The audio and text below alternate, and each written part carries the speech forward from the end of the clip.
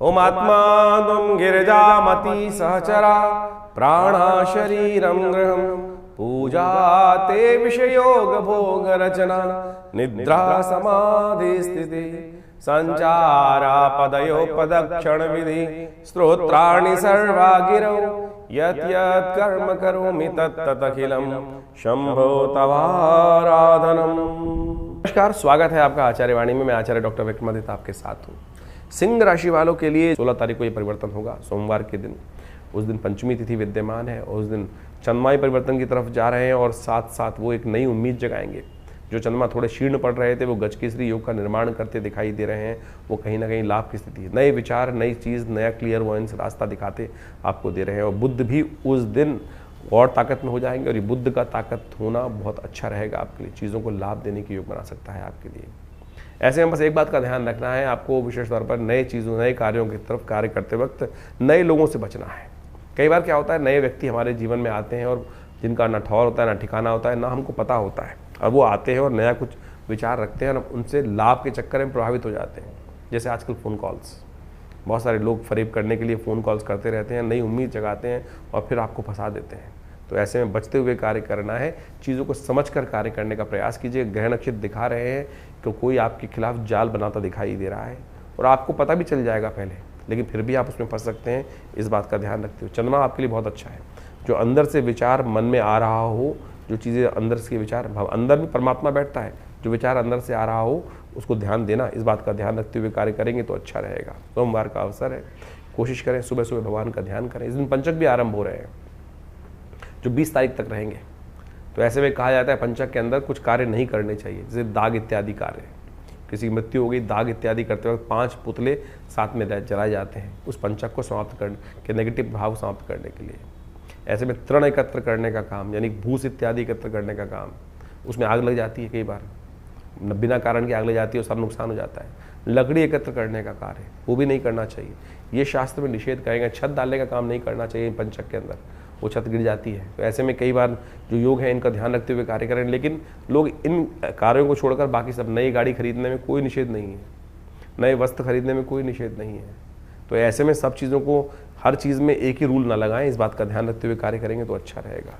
17 तारीख मंगलवार का दिन है, षष्ठी तिथि विद्यमान है और इस दिन ग्रह नक्षत्रों के दृष्टिकोण से यदि हम बात करें तो आपके लिए ओवरऑल ग्रहों की स्थिति अच्छी है। बृहस्पति अस्त होते हुए भी चंद्रमा पर दृष्टि डालकर स्थितियों को पॉजिटिव करते दिखाई दे रहे हैं।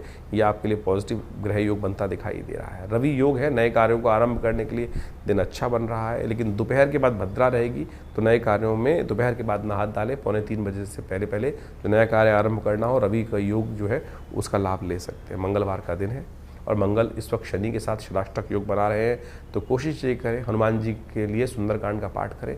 शनि भी अनुकूल होंगे और मंगल का नेगेटिव प्रभाव भी नहीं होगा आपकी राशि के दृष्टिकोण से। नहीं तो मंगल केतु के साथ विराजमान होकर बहुत ज़्यादा तेज गति से चलते हुए कहीं ना कहीं द्वंद्वात्मक स्थिति उत्पन्न कर सकते हैं आपके लिए। 17 तारीख बुधवार का दिन, सप्तमी तिथि विद्यमान है और ग्रह नक्षत्रों के दृष्टिकोण से समझें तो परिवर्तन का योग बनेगा। सुबह आपके लिए पॉजिटिव दिखाई दे रही है, शाम आते आते थोड़ा सा इमोशनल सेटबैक में फंस सकते हैं, मनोमस्तिष्क विचारों में फंस सकता है। उसने मेरे साथ ये नहीं किया, मैंने उसके लिए ये किया, ऐसा किया, वैसा किया। इस संसार के खेल में कहीं ना कहीं मन फंसेगा शाम तक। तो सुबह सुबह जो महत्वपूर्ण कार्य है वो करने का प्रयास कर लीजिए, वो आपके लिए बड़ी अनुकूलता देता दिखाई दे रहा है। शाम के बाद स्वास्थ्य, मनोमस्तिष्क थोड़ा सा नेगेटिव होगा। ज्ञान मुद्रा का अभ्यास करें, अच्छा रहेगा। हो सके तो ओम नमः शिवाय का जप करें। कालाष्टमी है, वो आपके लिए लाभ के योग बना सकती है। शिव की कृपा आपको इन सब विचारों से नेगेटिव रूप से हटा सकती है। 19 तारीख का दिन बात कर लेते हैं, बृहस्पतिवार का अवसर। और सिंह राशि वालों के लिए ग्रह नक्षत्रों का योग जो बन रहा है वो कई मामलों में थोड़ा सा हम कहेंगे 50 अच्छा है, 50 खराब है। यदि आप अपने आप को इमोशनली स्ट्रांग रख पाए तो चीज़ों को पॉजिटिव रूप में ले जाओगे, क्योंकि मंगल और केतु के साथ जो विराजमान होकर पुरुषार्थ का योग बना रहा है वो कहीं ना कहीं लाभ दे रहा है। साथ साथ नेगेटिव भाव भी मन में चल रहा है, करूँगा तो ये होगा, नेगेटिव होगा तो ये होगा। उस नेगेटिव प्रभाव को गुरु के सानिध्य में रह के ठीक करने का हमको प्रयास करना चाहिए। और उस गुरु के सानिध्य में बृहस्पतिवार का अवसर है, ऐसे में कोशिश ये करें किसी योग्य व्यक्ति का आदर्श ले, उनके सानिध्य में लेके काम करें, अच्छे गुरुजन के सानिध्य में बैठे, जो चीज़ जिस क्षेत्र में काम करते हैं उनके संबंध में विचार विमर्श ले लें तो आपके लिए अच्छा रहेगा। केसर का एक सेवन करना, पीली चीज़ों का धारण करना आपके लिए अच्छा है। पीली चीज़ों का दान करना भी आपके लिए अच्छा योग बना रहा है। 20 तारीख का दिन शुक्रवार का अवसर है, नवमी तिथि इस दिन विद्यमान है और ग्रह नक्षत्रों के दृष्टिकोण से ये योग आपके लिए जो दिन थोड़ा हल्का दिखाई देता है, लेकिन शाम आते आते पॉजिटिव रिजल्ट्स आने के योग आपके लिए रहेंगे। मन धर्म में रहेगा, इच्छाएं धर्म के अनुसार से सरलता आपके अंदर उदय होती दिखाई देगी, लेकिन दिन थोड़ी खटपट वाला रहता है। ऐसे में कोशिश ये करें सुबह सुबह भगवती के मंदिर में जाकर उनको फलों का भगवती को अर्पित करने का प्रयास करें। सर्वार्थ सिद्ध योग है, नए कार्य करने के लिए दिन अच्छा दिखाई देता है। तो अभी आपने ग्रहों का विभिन्न प्रभाव आपके जीवन में आपकी राशि के अनुसार से क्या रहेगा ये समझा। ऐसे में आषाढ़ के महीने में ग्रहों का जो परिवर्तन का योग बन रहा है वो भी आपको समझना चाहिए। इस आषाढ़ के महीने में ज्योतिष के दृष्टिकोण से यदि हम काल गणनाओं के अनुसार से देखें तो इसमें 5 बृहस्पतिवार का योग पड़ रहा है। और 5 बृहस्पतिवार का योग जो होता है वो विशेष तौर पर बड़ा शांत योग नहीं माना जाता। अहम की लड़ाई कई बार मैं बड़ा इस प्रकार का स्थिति बनती रहती है, और इस अहम की लड़ाई में इस वक्त ग्रह योग का प्रभाव दिखाई देता है। शनि और मंगल का जिस प्रकार का प्रभाव परिवर्तन के अनुसार से बन रहा है वो युद्धकारक ग्रह बनता दिखाई दे रहा है, द्वेष का संघर्ष का योग दिखाता है। इसके साथ साथ मंगल भी ग्रह परिवर्तन की तरफ गए। मंगल सिंह राशि में जब प्रवेश किए और साथ साथ केतु के साथ उन्होंने युति बनाई। ये युति भी विशेष तौर पर बाजार के अंदर तेजी का रुख लाती दिखाई दे रही है। तो ऐसे में ये तेजी का रुख पहले से यदि समझ में आ जाए तो उससे व्यक्ति लाभ लेने का प्रयास करता दिखाई देता है। ग्रह नक्षत्र दृष्टिकोण से बाजार का रुख, हर चीज़ के रुख को हमें समझते हुए कार्य करने का प्रयास करना चाहिए। वहीं स्थिति एक और भी परिवर्तन के बन रही है, बृहस्पति अस्त हो गए हैं और साथ साथ सूर्य का परिवर्तन जब होने का योग बन रहा है वो रविवार को बनता दिखाई दे रहा है, और उसके कारण से परिवार में और कई प्रकार से समाज के अंदर उथल पुथल होने के योग दिखाई देते हैं। आकाशीय क्षेत्र में विशेषतौर पर विस्फोट के योग बनते दिखाई दे रहे हैं ग्रह नक्षत्रों के दृष्टिकोण से।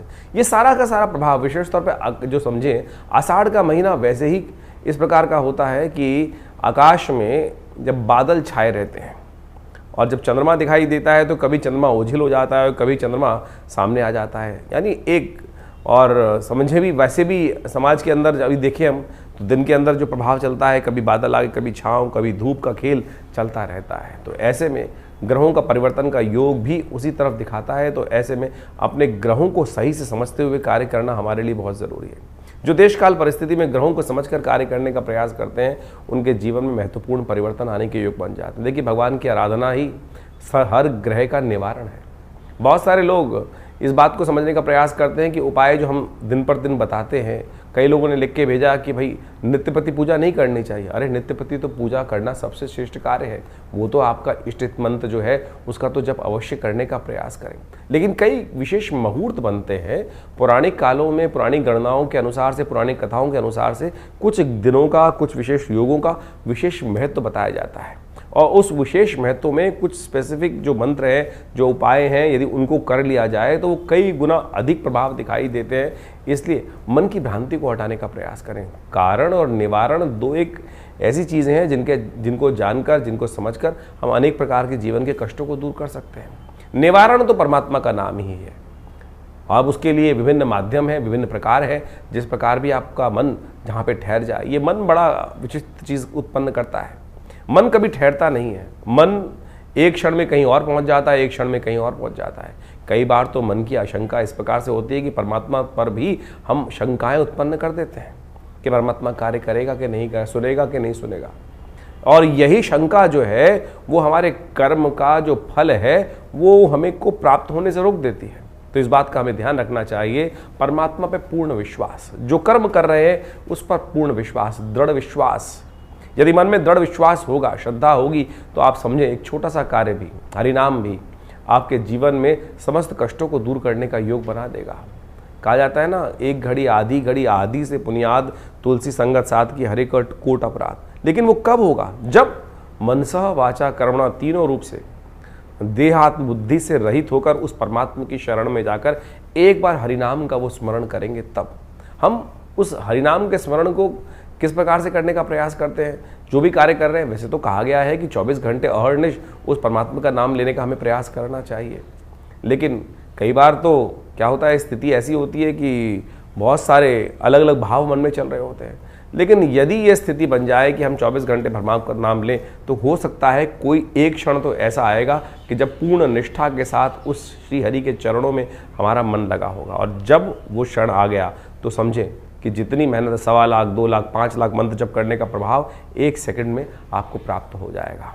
तो इसलिए भारतीय संस्कृति में ज्योतिष विज्ञान में कारण और निवारण दोनों को मार्ग को प्रशस्त किया गया है। कारण जाना जाता है ग्रहों की गणना के अनुसार से, अनुभव के माध्यम से, और उपाय किए जाते हैं जिस प्रकार से भारतीय संस्कृति में ज्योतिष के अनुसार से बताया गया है। सबसे श्रेष्ठ उपाय जो बताए गए मंत्र जप, यज्ञ, दान, यही सबसे श्रेष्ठ उपाय है।